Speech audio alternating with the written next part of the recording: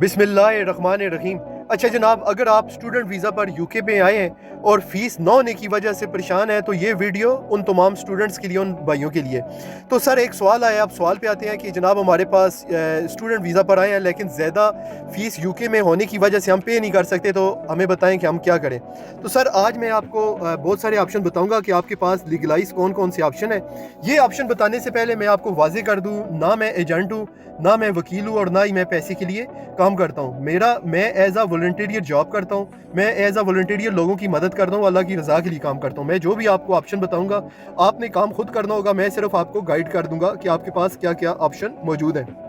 तो पहला जो ऑप्शन है आपके पास तो ये है, जो यूके के अंदर है, वो ये है कि आप डिग्री अपनी पूरी करते हैं। डिग्री पूरी करने के बाद आप PSW अप्लाई करते हैं और उसके बाद आप वर्क परमिट के लिए जॉब ढूंढते हैं और उसके बाद आप 5 साल का वर्क परमिट ले लेते हैं। ये तो सबसे बेस्ट ऑप्शन था, मैं खुद भी रेकमेंड करूंगा कि यूके में आपको ये ज़रूर करना चाहिए।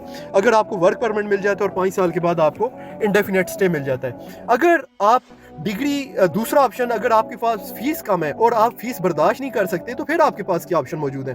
तो सर फिर आपके पास ऑप्शन यूरोप का भी आपके पास मौजूद है। पुर्तगाल में यूनिवर्सिटी की फ़ीस यूके के मुकाबले में बहुत कम है। अगर यूके में फ़ीस अगर 10,000 यूरो है तो वही फ़ीस जो पुर्तगाल में है वो 3 से 4,000 यूरो है।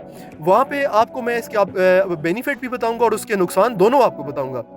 बेनिफिट आपके पास ये है कि आपको यहाँ से अगर आप पुर्तगाल चले जाते हैं, 10,000 यूरो जो आपकी फ़ीस है, आप यहाँ से शेंजन वीज़ा पे भी वहाँ पे जा सकते हैं और शेंजन वीज़ा पे जाके वहाँ पे आप अपना विज़िट वीज़ा भी स्टूडेंट में कन्वर्ट करा सकते हैं। यूनिवर्सिटी में एडमिशन लेके आर्टिकल 92 के तहत आप जो है स्टूडेंट से, आप जो है विज़िट से आप स्टूडेंट में आ जाते हैं और वही 3-4 हज़ार यूरो आपकी फ़ीस पड़ जाती है।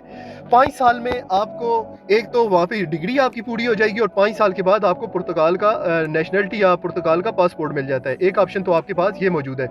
दूसरा आपके पास ऑप्शन ये मौजूद है कि यहाँ से आप स्पेन का स्टूडेंट वीज़ा भी अप्लाई कर सकते हैं। वहाँ पे जाके आप जो है पदरून करवाते हैं और 2 साल वहाँ पे स्टूडेंट पे रहते हैं। 2 साल अगर आप वहाँ पे रह लेते हैं तो साल का आपको टेम्परेरी परमिट मिल जाता है और उसके साथ ही साल के बाद 2 साल का और इस तरह 5 साल के बाद स्पेन का भी आपको इंडेफिनेट स्टे या परमानेंट रेजिडेंसी मिल जाती है। लेकिन स्पेन का पासपोर्ट 10 साल के बाद है। ये मैं आपको लीगलाइज बताता हूँ। ये आपके पास 2 ऑप्शन हर बंदे के पास मौजूद है, लेकिन वीज़ा आपके पास कम से कम 6 महीने होना लाजमी है।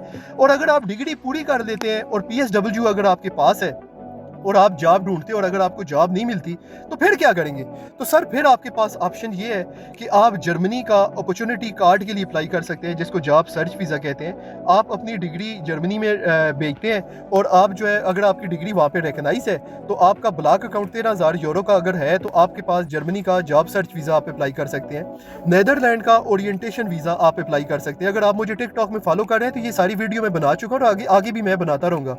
और इसके अलावा आपके पास स्वीडन का ऑप्शन आपके पास मौजूद है। अगर आपके पास डिग्री मौजूद है तो आप जॉब सर्च वीज़ा के लिए स्वीडन के लिए आप अप्लाई कर सकते हैं। आप डेनमार्क के लिए जॉब सर्च वीज़ा आप अप्लाई कर सकते हैं। इसके अलावा अगर आप स्वीडन यूके में आ जाते हैं तो जिस वक्त आप आते हैं तो शेंजन वीज़ा तो आपके पास ऑप्शन मौजूद ही है, लेकिन इसके साथ अगर ट्रक और बस का लाइसेंस आप कर लेते हैं तो जॉब सर्च वीज़ा वहाँ पे अप्लाई करने के साथ आप जर्मनी में जो है वर्क परमिट, बस और ट्रक के वर्क परमिट के लिए भी लीगलाइज तरीके से आप अप्लाई कर सकते हैं। ये ऑप्शन बताने बहुत ज़रूरी थे क्योंकि यहाँ पे लोगों को गाइड नहीं होती, जिसकी वजह से उनको बहुत नुकसान हो रहा है। तो सर ये मैं एज अ वॉलंटियर मेरा वर्क है, मैं अल्लाह की रज़ा के लिए काम करता हूँ, मैं पैसे के लिए काम नहीं करता। लेकिन ये सब ऑप्शन आप अपने जहन में रख लें कि कम से कम आपके पास जो वीज़ा है वो कम से कम 6 महीने वैलिड हो।